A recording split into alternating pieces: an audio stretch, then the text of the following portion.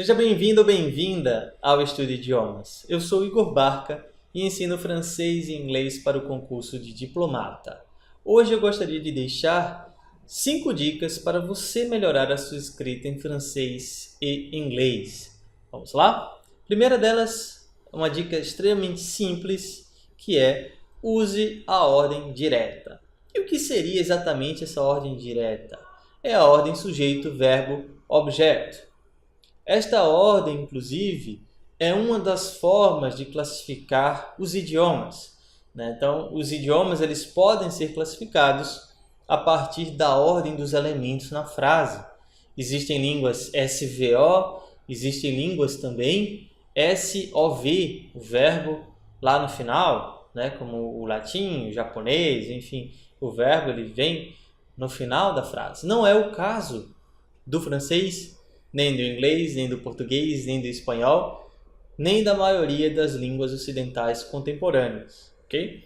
Então, vamos lá, vamos aos exemplos dessa ordem direta. Um exemplo em francês é Le professeur a posé une question à l'élève.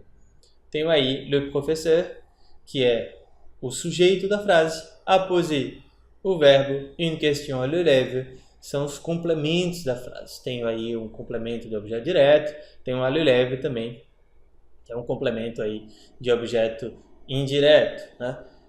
Mesma coisa acontece em inglês. The teacher asked a question to the student.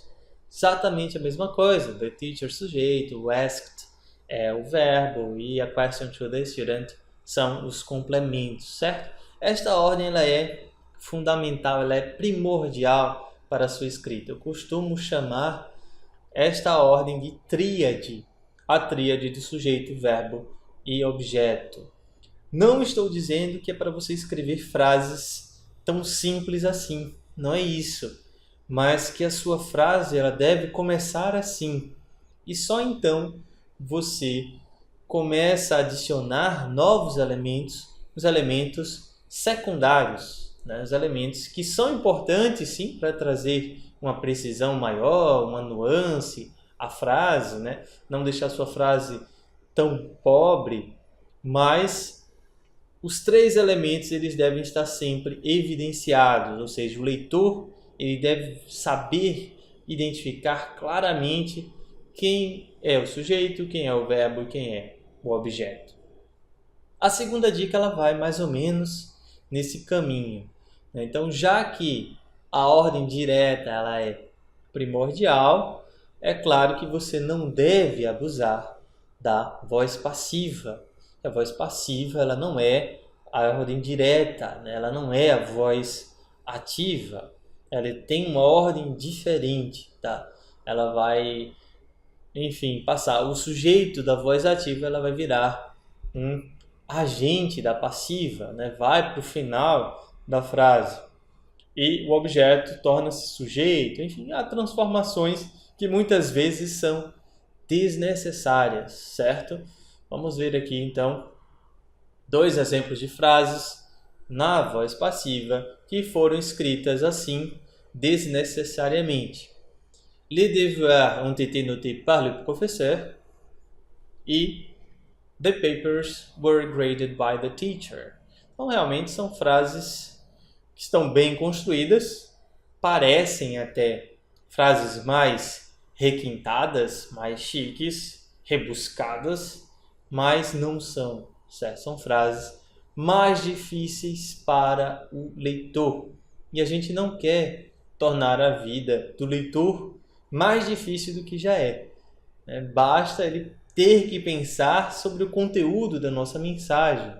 A gente pode sim ter uma mensagem complexa escrita de uma forma simples, de uma forma que seja clara para o leitor. Não é isso que eu estou dizendo. Não estou dizendo que a gente tem que escrever sempre de uma forma simples para facilitar a vida do leitor. Não é isso, tá? Mas que a nossa escrita esteja clara.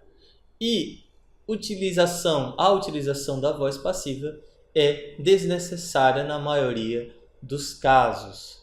Vejam só como essas 2 frases poderiam ficar na voz ativa, naquela ordem direta que a gente viu lá, no primeiro ponto. Le professeur a noté les devoirs e the teacher graded the papers. Veja só como ficariam frases melhores, mais leves e mais simples para o leitor, transmitindo exatamente a mesma ideia, tá? Então, é isso. Por isso, não se deve abusar da voz passiva. Eu posso transmitir a mesma ideia de uma forma mais clara. Em alguns momentos, no entanto, eu preciso utilizar a voz passiva para transmitir um outro tipo de ideia ao meu leitor. A ideia de que o agente ele não é tão importante. O que é mais importante na frase é o objeto. E neste momento, o que era objeto na voz ativa passa a ser o sujeito da voz passiva. E o que era sujeito passa a ser o agente da passiva. E nós temos aí um destaque diferente.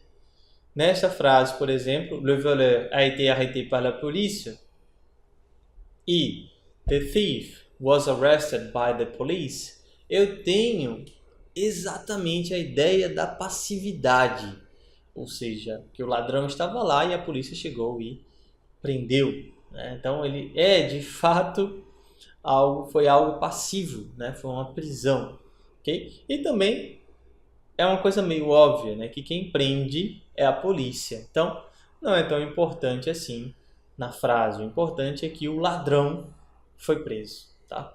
Le voleur a été arrêté par la police. Então, em determinadas situações, a voz passiva se faz necessária, mas na maioria dos casos, não. Então, não se deve abusar da voz passiva. Terceira dica, dê nome aos bois, ou seja menos vago. Muitas vezes a gente escreve uma frase que parece linda, mas essa frase ela simplesmente não quer dizer nada. Vamos ver alguns exemplos, né? Eu acho que talvez eu esteja sendo um pouco duro, mas não é verdade, eu não estou sendo duro. Vou mostrar aqui que esta frase, apesar de parecer muito bonita, ela não quer dizer absolutamente nada. Quelques pays mènent des actions importantes pour le développement de la planète. Esta frase ela está perfeita, né? Ela está bem escrita, está na ordem direta, tudo direitinho, mas ela não quer dizer nada, porque alguns elementos são extremamente vagos. O primeiro elemento é quelques pays. Que países são esses?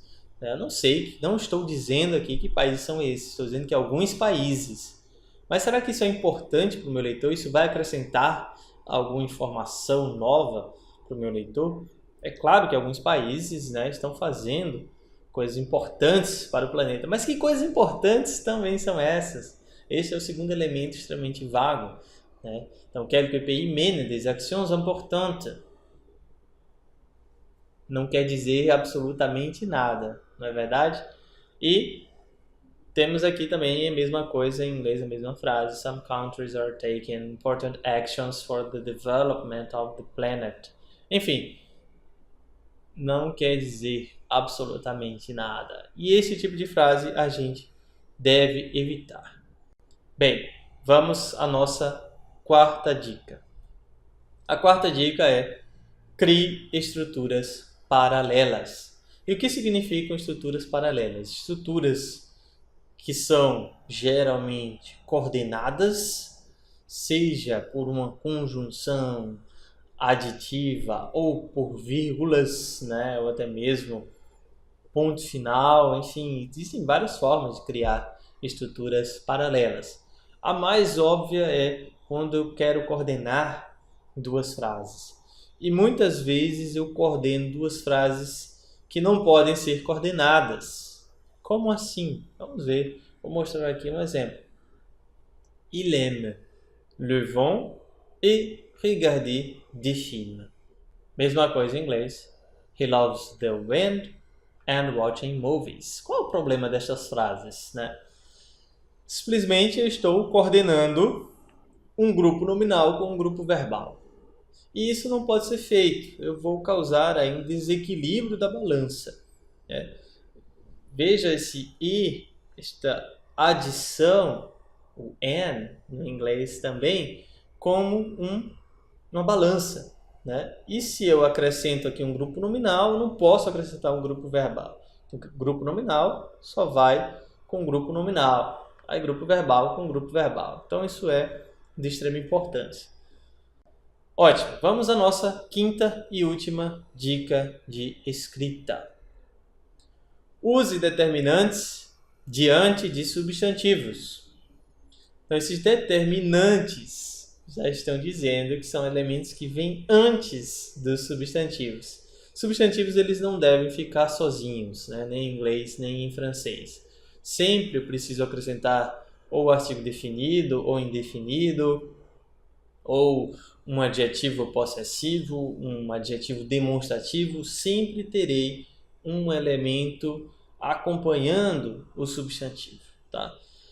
Passei um tempo tentando pensar numa frase que correspondesse, porque de fato os casos não são tão parecidos assim em francês e em inglês, apesar da regra ser a mesma, os casos eles são um tanto diferentes.